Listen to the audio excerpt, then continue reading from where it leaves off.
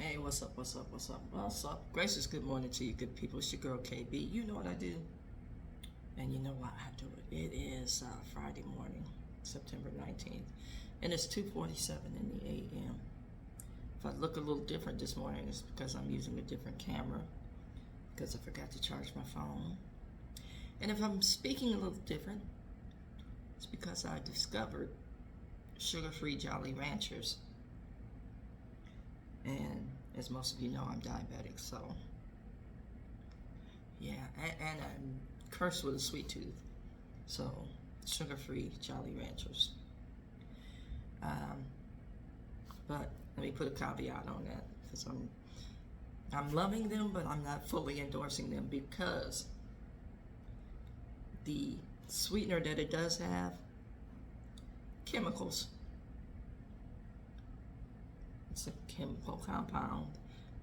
There's actually, in documentation, says it's 200 times sweeter than sugar, but it's not sugar, and it does not change your glucose numbers. We'll see. And my sugar craving this morning, I know the cortisol levels are very high. I didn't want to get out of bed this morning. Thought about calling off, but I prevailed. I persevered. I pressed on. Now give me a cookie. No, seriously. I want to talk about something I saw yesterday. I read. And it's part sharing what I read, my thoughts on what I read, and a serious story time. Okay? Bear with me.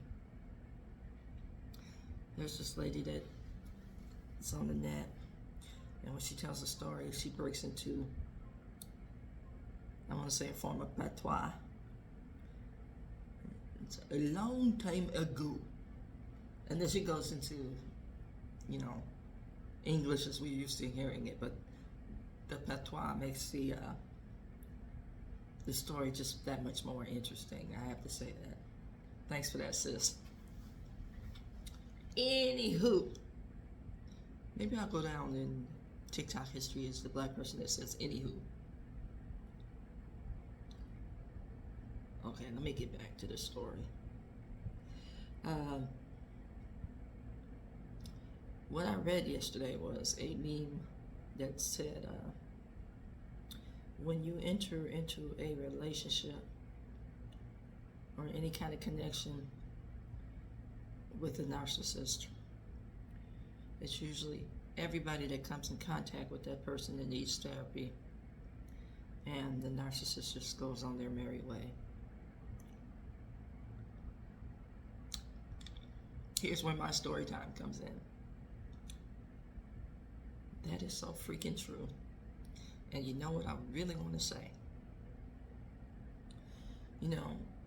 I get paid.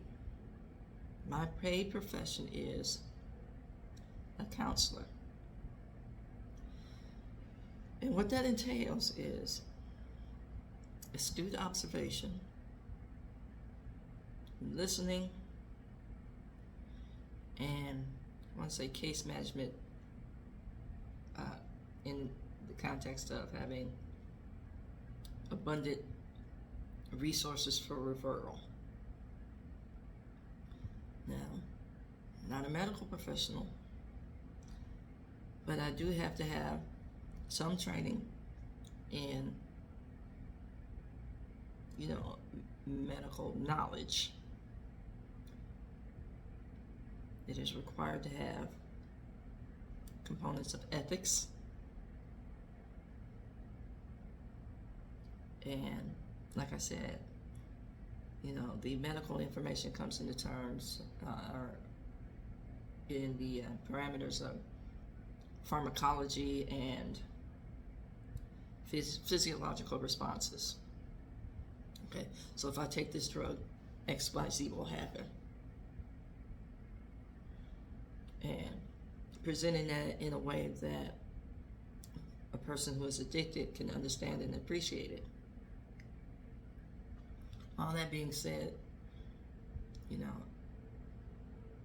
the same is pretty much the issue in dealing with a narcissist. And I really hate that word. I really do. Because we're giving somebody a clinical diagnosis and we don't know their story. But we do know that there's trauma involved in it. I want to be, kind of transparent on that. So we do know that there's some kind of trauma. And we all have trauma. So for the most part, when you're involved with a narcissist, you're attracted to and by each other's traumas. So it's a form of trauma bonding.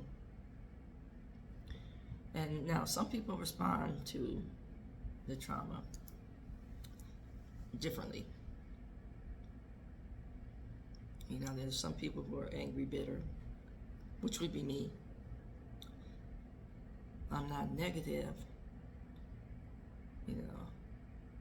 but I lean towards the side of pessimism and realism, because I see the nature of people.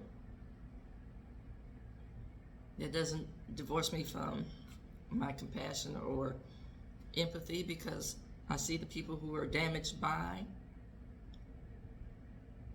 certain situations and how they respond and move through life.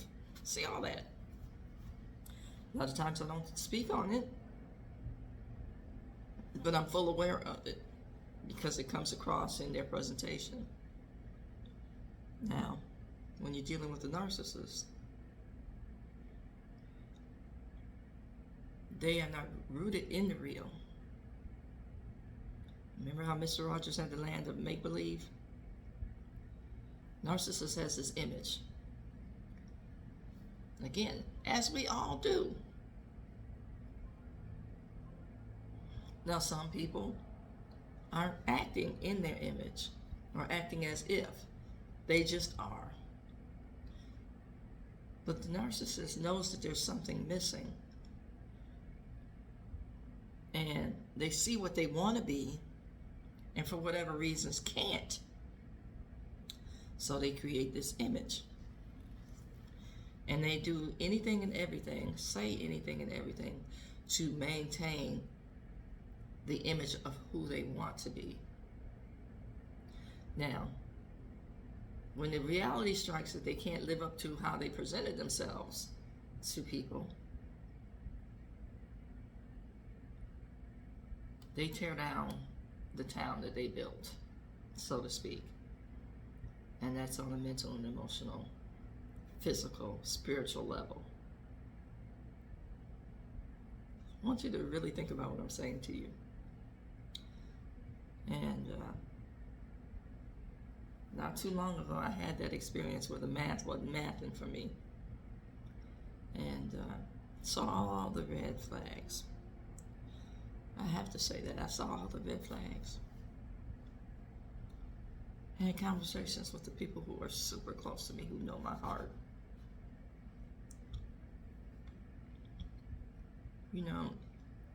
They confirmed what I was seeing. And sometimes we tell stories to other people, again, based on how we see ourselves and how, we want things to be. And anytime something goes wrong in a relationship, we want people to choose sides.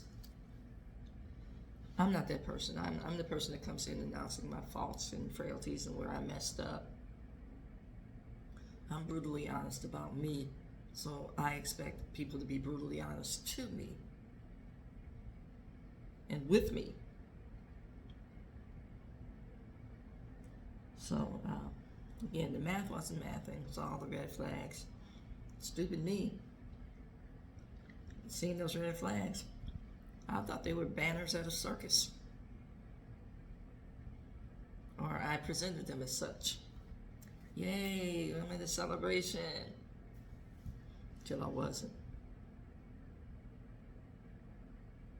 And then I realized the extent and the depths of the lies during the deconstruction. You know, and I was like, wow. Yeah, I don't ever want to work that hard to maintain an image. And most people who encounter me when I'm in my truth-telling mode, you know, when I'm just letting my hair down and talking, you know, say I don't fit up to any image, or have a whole lot of expletives, because I am, you know, shedding truth. I'm saying all that to say, it's like, in the deconstruction process, in the pain of all that, my thought, and I've shared this consistently, my first thought was revenge. That was my first thought. I'm going to expose you. And, you know, my phone is set up in such a way that I keep receipts in text messages. I don't delete anything. It automatically is saved to the cloud. So I have receipts. But in that process of, look, you know, reality hit, my spirituality hit, you're not going to do that. I thank God for the Holy Spirit and the interventions. So you're better than that. Yeah, you came in intact. And the level of disrespect shown to you, you know, will come through. Yeah, I wish this individual well, but I know as life plays out, you know, that karma that you love to quote, and then fleet back to, but I'm a good person. All that's going to be laid out. All that's going to have to be accounted for. You know, life's forensic accounting, you know, will show every instance where the math wasn't mathing, and you have to give an answer for it. And even though I am intellectually, you know, acknowledging all that transpired and declaring myself healed, the fact that I continue to talk about it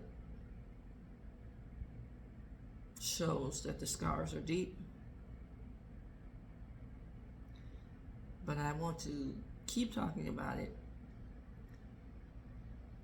to be a banner to sound the alarm for other folks who are entering into.